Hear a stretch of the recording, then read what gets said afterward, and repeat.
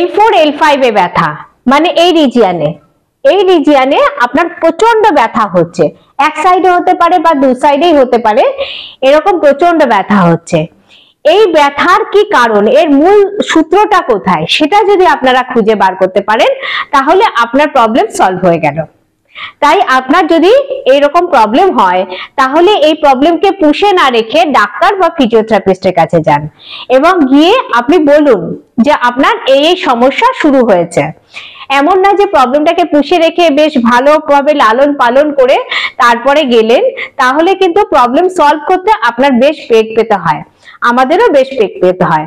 কিন্তু আপনি যদি প্রথমেই যেতে পারেন তাহলে কিন্তু এই প্রবলেম বড় আকারও ধারণ করে না এবং খুব তাড়াতাড়ি এটাকে সলভ করে নিতে পারেন। আপনার পয়সাও অনেক বেঁচে যাবে, কেন কি আপনার তো খুব তাড়াতাড়ি সলভ হয়ে যাবে, আর আপনি এক্সারসাইজ করলে আপনি খুব ভালোভাবে সুস্থভাবে বাকি জীবনটা কাটাতে পারবেন। তাহলে এর জন্য যে এক্সারসাইজ গুলো আছে আমি এখানে 6টি এক্সারসাইজ করে দেখাবো। এই এক্সারসাইজ গুলো করলে আপনার এই কোমরে ব্যথা থেকে আপনি বেঁচে যেতে পারেন, আপনার এই কোমরে ব্যথা সলভ করে নিতে পারেন। তাহলে আসুন এই এক্সারসাইজ গুলো দেখাই। তাহলে প্রথমে যে এক্সারসাইজটি দেখাবো সেটি হচ্ছে দুটো পা এরকম ভাঁজ করে নিয়ে হাত দুটো আমি পাশে রাখবো, রেখে কোমরটাকে তুলবো। কোমরকে এইভাবে তুলে 10 সেকেন্ড আমি হোল্ড করব, 10 সেকেন্ড হোল্ড করে রিল্যাক্স। আবার তুলছি, দেখুন দুটো হাঁটু ভাঁজ করব, দুটো পায়ের মধ্যে অল্প একটু গ্যাপ রাখবো, রেখে এবারে কোমরটাকে তুলছি, তুলে 10 সেকেন্ড হোল্ড করব, রিল্যাক্স। আরো যদি উপরে তুলতে পারবেন ততটাই তুলুন, তুলে 10 সেকেন্ড হোল্ড করে রিল্যাক্স। Next exercise bhujangasana. আমি এখানে কি করব, হাতকে আমি এরকম কাঁধ বরাবর দুপাশে রাখবো, রেখে আমি হাতের উপরে একটু কম প্রেসার দিয়ে দুটো পা জোড়া থাকবে। এবারে হাতের উপরে একটু কম প্রেসার দিয়ে আমি মাথা আর বুককে এভাবে তুলবো, বা আরেকটু উপরেও তুলতে পারি। এরকম তুলে 10 সেকেন্ড হোল্ড করব, তারপরে নামিয়ে নেব। এইভাবে 5 বার করুন। আবার শ্বাস নিতে নিতে উপরে তুললাম, তুলে শ্বাস প্রশ্বাস স্বাভাবিক, তারপরে 10 সেকেন্ড হোল্ড করার পরে আমি নিচে নামিয়ে দেব। এইভাবে করে নিলাম সেকেন্ড এক্সারসাইজ। আচ্ছা, এবারে থার্ড এক্সারসাইজ করার জন্য আমি এরকম ডগ পোজে চলে এলাম। এবারে কি করব, একটা পা আমি উপরে তুলছি আর অপোজিট হাত এইভাবে আমি উপরে তুলছি।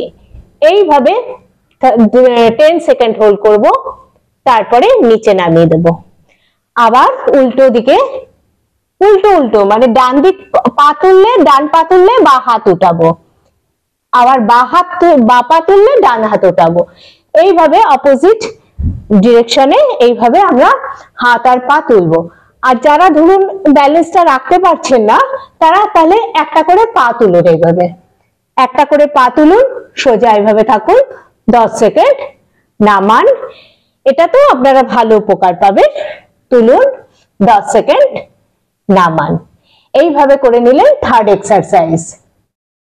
নেক্সট এক্সারসাইজ করার জন্য আপনি উপর হয়ে শুয়ে এরকম হাত দুটো আপনি থাইয়ের নিচে রেখে উপর হয়ে শুয়ে পড়লেন। এইবারে একটা একটা করে পা উপরে তুলবো, এইভাবে একটা পা উপরে তুলে 10 সেকেন্ড হোল্ড করব, আবার নিচে নামিয়ে দেব। আবার অন্য পাটি তুলে 10 সেকেন্ড হোল্ড করব, নিচে নামিয়ে দেব। এইভাবে আমরা ডান পায়ে 5 বার, বা পায়ে 5 বার এইভাবে করে নেব। নেক্সট এক্সারসাইজটি সেটি হচ্ছে দুটো হাতকে আমি এইভাবে পেছনে রাখছি, পেছনে রেখে এবারে উঠছি, আবার নামছি, ওঠাচ্ছি, আবার নামাচ্ছি।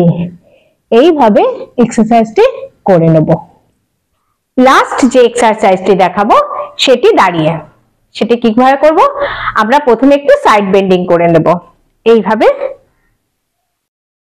আবার এই হাত এইভাবে একটু সাইড বেন্ডিং করে নিচ্ছে। এইভাবে ডান দিকে 5 বার, বাঁ দিকে 5 বার করব। তারপরে পেছনে একটা এরকম ব্যাক সাপোর্ট নিয়ে নেব, হাত দিয়ে সাপোর্ট নিয়ে ব্যাক বেন্ড করব, আবার সোজা হয়ে যাব, ব্যাক বেন্ড করব, আবার সোজা হয়ে যাব। এইভাবে 10 বার করব।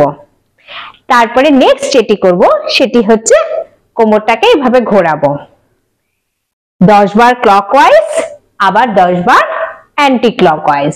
এইভাবে আমরা এক্সারসাইজ করে নেব। এই কটা এক্সারসাইজ আমরা প্রতিদিন করুন দুবেলা, দেখবেন আপনার কোমরে ব্যথা, কথা দিচ্ছি কোমরে ব্যথা একদম ম্যাজিকের মতন চলে যাবে।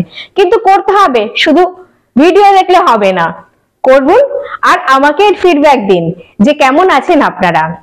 আর এরকমই হেলদি ভিডিও পাওয়ার জন্য আমার চ্যানেলকে অবশ্যই সাবস্ক্রাইব করুন। Bye bye.